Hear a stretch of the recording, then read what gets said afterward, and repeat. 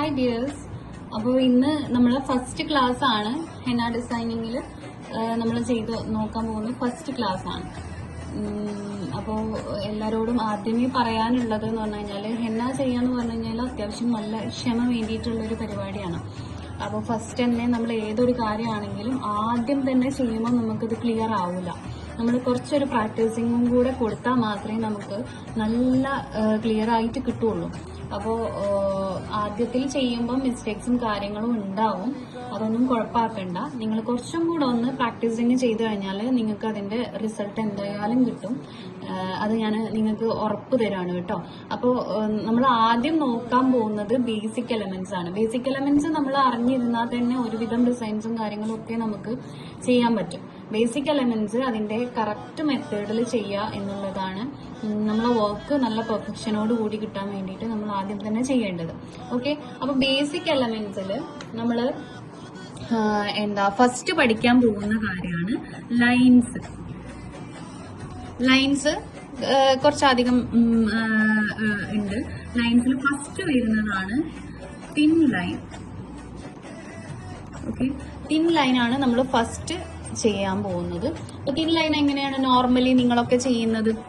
കയ്യിൽ വരയ്ക്കുകയാണെന്നുണ്ടെങ്കിൽ ഇതുപോലെ ഇങ്ങനെ പിടിച്ച് ഇങ്ങനെ വരച്ചു കൊടുക്കും അല്ലേ? ഇങ്ങനെ വരച്ചു കൊടുക്കും. ഇങ്ങനെയല്ലേ നിങ്ങളൊക്കെ ചെയ്യുന്നത്? ഇത് തെറ്റായിട്ടുള്ള മെത്തേഡാണ്. ഇതല്ല ഇതിന്റെ കറക്റ്റ് മെത്തേഡ്. കറക്റ്റ് മെത്തേഡ് എന്ന് പറഞ്ഞു കഴിഞ്ഞാല് നമ്മള് ലൈൻസ് വരയ്ക്കുമ്പോൾ എപ്പോഴും തിൻ ലൈന് വരയ്ക്കുമ്പോൾ എപ്പോഴും സ്റ്റാർട്ടിങ്ങിലും എൻഡിങ്ങിലും മാത്രമാണ് നമ്മള് പേപ്പറിൽ ടച്ച് ചെയ്യുന്നത്. പേപ്പറിലാണെങ്കിൽ പേപ്പറിൽ, കയ്യിലാണെങ്കിൽ കയ്യിൽ, സ്റ്റാർട്ടിങ്ങിലും എൻഡിങ്ങിലും മാത്രമാണ് ടച്ച് ചെയ്യുന്നത്. അപ്പൊ ഇതാ ഇതുപോലെ സ്റ്റാർട്ടിങ്ങിൽ ടച്ച് ചെയ്യുന്നു. ദെൻ കോണ് പതിയെ പൊക്കി പിടിക്കുന്നു. പതിയെ പൊക്കുന്നതിനൊപ്പം തന്നെ പ്രഷറിങ്ങും കൊടുക്കുന്നു. ഇങ്ങനെ വലിച്ചു കൊണ്ടുപോകുന്നു. കണ്ടോ? ഇതുപോലെ നമുക്ക് എത്ര ലെങ്ത്തിലാണോ വേണ്ടത് അവിടെ കൊണ്ടുപോയിട്ട് നമ്മൾ സ്റ്റോപ്പ് ചെയ്ത് കൊടുക്കുക. ഇതാണ് ഇതിന്റെ കറക്റ്റ് ആയിട്ടുള്ള മെത്തേഡ് എന്ന് പറഞ്ഞു കഴിഞ്ഞാൽ. കാണിക്കാം. ഇവിടെ ടച്ച് ചെയ്യുന്നു. ഇതാ ഇതുപോലെ പൊക്കി പിടിച്ച് ഇങ്ങനെ നൂല് പോലെ വലിച്ചു കൊണ്ടുപോകുക. എത്ര ലെങ്ത്തിലാണോ നമുക്ക് വേണ്ടത് അത്രയും ലെങ്ത്തിൽ ഇതുപോലെ വലിച്ചിങ്ങനെ കൊണ്ടുപോകുക. കണ്ടോ? അപ്പൊ നമുക്ക് പെട്ടെന്ന് വളവും തിരിവും അധികം ഇല്ലാതെ നമുക്ക് ചെയ്യാൻ പറ്റും. ഈ ഒരു മെത്തേഡാണ് നമ്മൾ ലൈനിന് ഫോക്കസ് ചെയ്യേണ്ടത്. ഇതുപോലെ ചിലപ്പോൾ ഗ്യാപ്പ് വരും. ഗ്യാപ്പ് വരുന്നതിന്റെ രണ്ട് റീസൺ ആണുള്ളത്.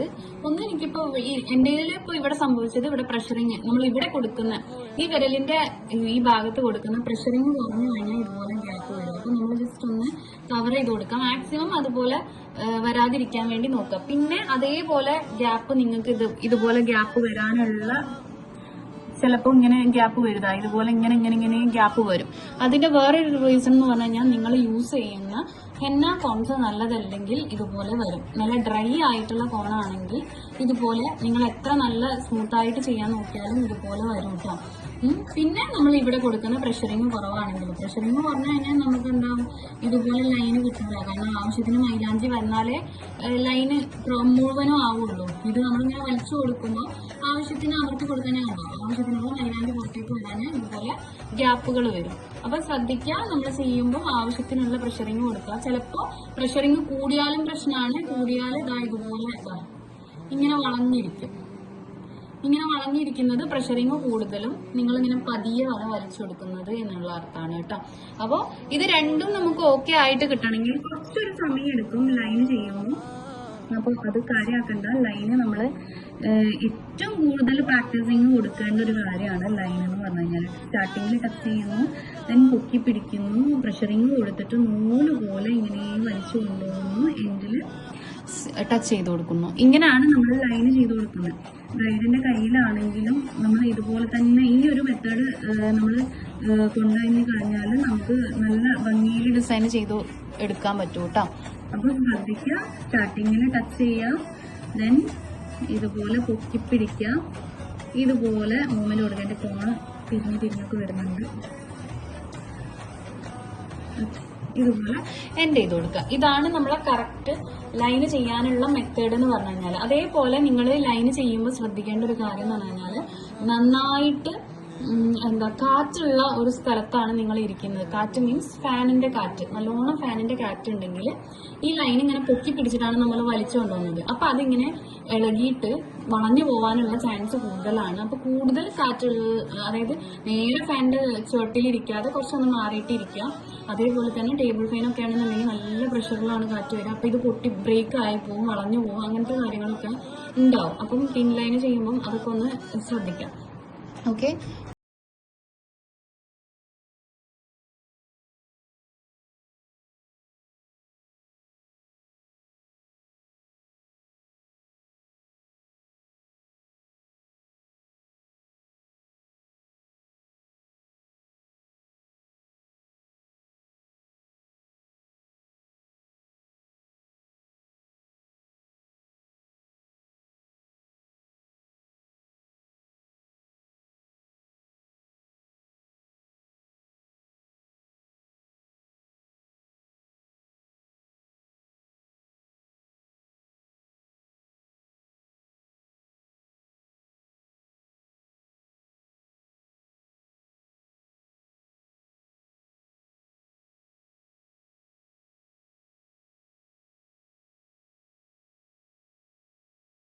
ലൈൻ ഇതുപോലെ ഇങ്ങനെ അമർത്തി കൊടുക്കും അല്ലെ? ഇങ്ങനെയല്ല നിങ്ങളൊക്കെ ചെയ്യുന്നത്, ഇതുപോലെ അമർത്തി കൊടുക്കും.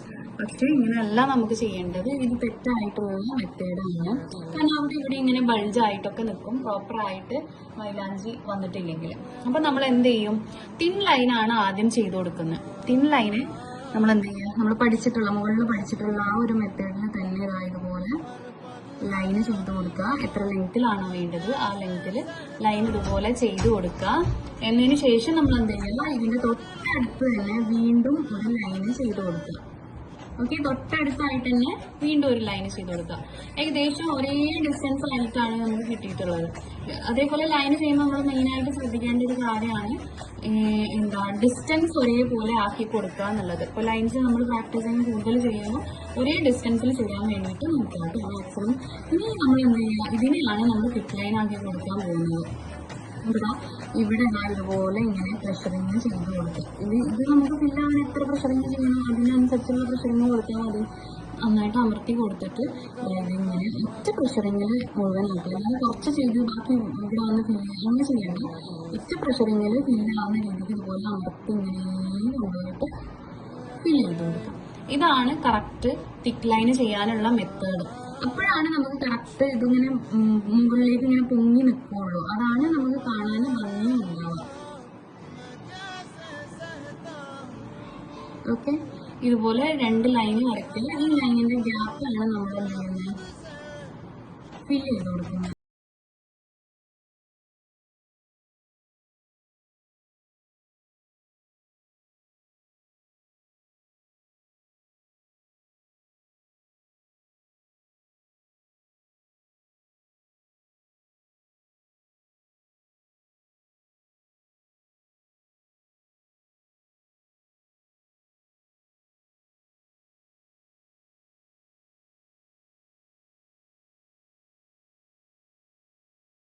ചെയ്യാനുള്ള കറക്റ്റ് മെത്തേഡ്. അതേപോലെ പലരും ഒരുപാട് ഇതുപോലെ ഇങ്ങനെ പ്രഷറിങ് കൊടുത്തിട്ട് ചെയ്യും. അതേപോലെ തന്നെ ഇങ്ങനെ കൊടുത്തിട്ട് ലൈൻ കൊടുത്തതിന് ശേഷം ഇതിന് ഉള്ളിൽ കളറിങ് ചെയ്യുന്ന പോലെ ഇങ്ങനെ ചെയ്യും. ഇങ്ങനെ ചെയ്താലും ഇത് കറക്റ്റ് അല്ല കേട്ടോ. നമുക്ക് ആ ഒരു നമ്മൾ ചെയ്യുന്ന വർക്കിന് ഒരു പ്രൊഫഷണൽ ടച്ച് കിട്ടൂല. അപ്പോൾ ഈ ഒരു രീതിക്ക് ചെയ്ത് കഴിഞ്ഞാൽ ഇതിങ്ങനെ ഫില്ലായിട്ടൊക്കെ നിൽക്കും. പക്ഷെ ഇങ്ങനെ എംബോസ് ചെയ്ത് ഇങ്ങനെ പുറത്തേക്ക് തള്ളി നിൽക്കൂല. മുകളിലേക്ക് തള്ളി നിൽക്കുമ്പോഴാണ് തിക്ക് ലൈൻ നമുക്ക് കാണാനും കുറച്ചും കൂടെ ഭംഗി കിട്ടുക. അതിന് വേണ്ടിയിട്ടാണ് നമ്മൾ എന്ത് ചെയ്യുന്നത്? നല്ല പ്രഷറിങ് കൊടുത്തിട്ട് ഒരൊറ്റതിൽ ഫിൽ ചെയ്ത് കൊടുക്കുന്നത്. ഓക്കെ, അപ്പോൾ നമ്മൾ തിൻ ലൈനും തിക്ക് ലൈനും പഠിച്ചു. നെക്സ്റ്റ് നമ്മൾ പഠിക്കാൻ പോകുന്നത് സ്ലാൻഡിങ് ലൈനാണ്.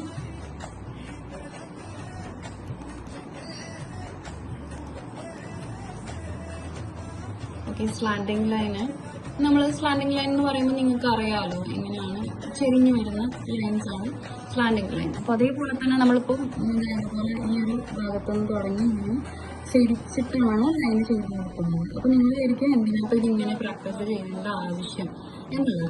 കാരണം നമുക്ക് ഇപ്പോൾ ബ്രൈഡിന്റെ കയ്യിലൊക്കെ ചെയ്ത് കൊടുക്കുമ്പം ചെരിഞ്ഞിട്ടുള്ള ലൈൻസ് വരയ്ക്കാനുണ്ടാവും. അപ്പം നമുക്ക് ഈ ലൈൻ മാത്രം വരച്ചുകൊണ്ട് കാര്യമില്ല, നമുക്ക് ഇതിൻ്റെ മൂവ്മെൻറ്റും കൂടെ കറക്റ്റ് ആവണം. സ്ലാൻഡിങ് ചെയ്യുമ്പോൾ നമ്മുടെ മൂവ്മെൻറ്റ് വേറെയാണ്, കൈയുടെ മൂവ്മെൻറ്റ് വേറെയാണ് ഉണ്ടാവുക. അപ്പോൾ അതും കൂടെ പഠിച്ചു വെച്ചാൽ മാത്രമേ നമുക്ക് അന്നേരം കറക്റ്റ് ചെയ്യാൻ പറ്റുള്ളൂ. അപ്പോൾ ഇതുപോലെ ചിരിച്ച് നമ്മൾ ഒരേ ഡിസ്റ്റൻസിൽ ചെയ്യാൻ വേണ്ടിയിട്ട് പഠിക്കണം. അതുപോലെ ഇൻ കേസ് ഗ്യാപ്പ് വന്നു കഴിഞ്ഞാൽ അത് നമ്മൾ റീജോയിൻ ചെയ്ത് കൊടുക്കുക, അറിയാത്ത രീതിക്ക് ചെറിയ പ്രശ്നങ്ങൾ കൊടുത്തിട്ട്.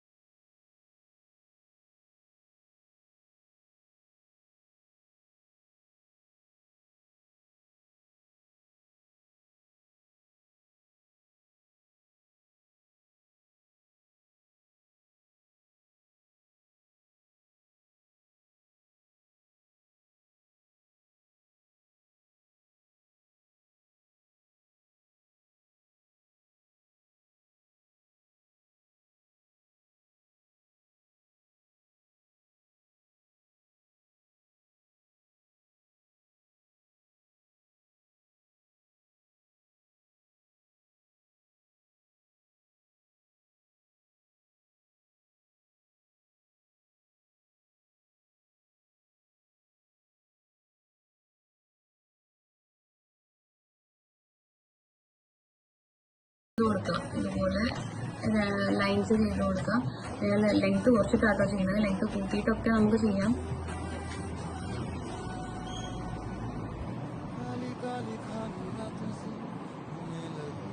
ഇതുപോലെ ലൈൻസ് ചെയ്യാം. അതിന് ശേഷം നമ്മൾ എന്ത് ചെയ്യുക, ഇത് തിക്ക് ലൈനാക്കി കൊടുക്കാം. സെയിം മെത്തേഡ് തന്നെ, പ്രഷറിങ് കൊടുക്കുക. ഒറ്റ പ്രഷറിങ്ങിൽ ഫില്ലാവുന്ന രീതിക്ക് ഇങ്ങനെ കൊണ്ടുവരാം. ഇതിപ്പോൾ ഇത് തൊട്ടടുത്തുള്ള ഫില്ല് ചെയ്യണമെന്നുണ്ടെങ്കിൽ ഫില്ല് ചെയ്താൽ മതി, അല്ലെങ്കിൽ ഒരെണ്ണം വിട്ടതിന് ശേഷം നമ്മൾ അടുത്തത് ഫില്ല് ചെയ്യണമെന്നുണ്ടെങ്കിൽ അങ്ങനെ ചെയ്ത് കൊടുക്കുക. ഓക്കെ, ദെൻ നെക്സ്റ്റ് നമ്മൾ നോക്കുന്നത് ചെക്സ് ആണ്. ചെക്സ് നമ്മൾ എങ്ങനെ ചെയ്യുന്നുള്ളത് നോക്കാം. ഇപ്പോൾ ഒരു ബോക്സിന്റെ അകത്താണ് ചെയ്യുന്നത് എന്ന് വിചാരിക്കാം. ബോക്സിന്റെ അകത്താണെങ്കിൽ എങ്ങനെ ചെയ്യാൻ നോക്കാം കേട്ടോ. ബോക്സിൽ മാത്രമല്ല, അല്ലാതെ ഏത് ഷേപ്പിൽ വേണമെങ്കിലും നമുക്ക് ചെയ്യാം. സ്ക്വയറിൽ നമ്മൾ ചെക്സ് എങ്ങനെ